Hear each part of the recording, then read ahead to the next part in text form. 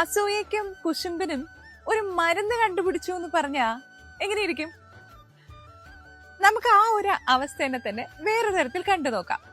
ഞാനൊരു ഹോട്ടലിൽ ചെല്ലുന്നു, എനിക്ക് ബിരിയാണി വേണം, ഗുലാബ് ജാമുൻ വേണം എന്ന് ഞാൻ വെയിറ്ററോട് പറയുന്നു.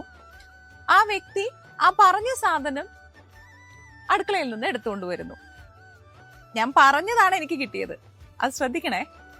അതുപോലെ തന്നെ നമ്മുടെ കൂട്ടുകാരൻ ഒരു പുതിയ വീട് വെച്ചു, അല്ലെങ്കിൽ അവനൊരു അടിപൊളി വണ്ടി വാങ്ങിച്ചു, അല്ലെങ്കിൽ പുതിയ നല്ലൊരു പ്രൊമോഷൻ കിട്ടി, എന്തെങ്കിലും ആട്ടെ.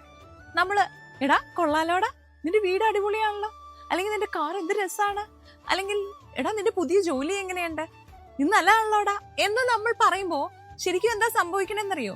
ഒരു വെയിറ്ററിനോട് എന്ന പോലെ നമ്മള് ഈ പ്രപഞ്ചത്തോട് ഓർഡർ ചെയ്യാണ്, ഇതാണ് കേട്ടോ എനിക്ക് എന്റെ ലൈഫിൽ ഇഷ്ടമായത്. ഒന്ന് ആലോചിച്ച് നോക്കി. ഇപ്പൊ ഞാനൊരു മോട്ടിവേഷൻ സ്പീക്കിംഗ് തുടങ്ങണമെന്ന് വിചാരിച്ച കാലഘട്ടത്തിൽ ഞാൻ പലരുടെയും വീഡിയോസ് കാണുമായിരുന്നു. ഓരോന്ന് കണ്ടിട്ട് ഞാൻ പറയും, ഇത് കൊള്ളാലോ, ഇയാൾ ചെയ്തേക്കുന്നത് നല്ലതാ.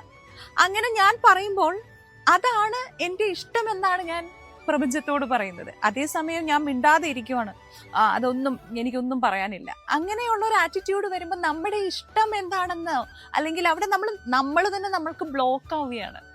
ഇനി ഞാൻ വീണ്ടും പറയുന്നു, അസൂയയ്ക്കും കുശുമ്പിനും ഒരു ചെറിയ മരുന്ന് ഞാൻ കണ്ടുപിടിച്ചില്ലേ?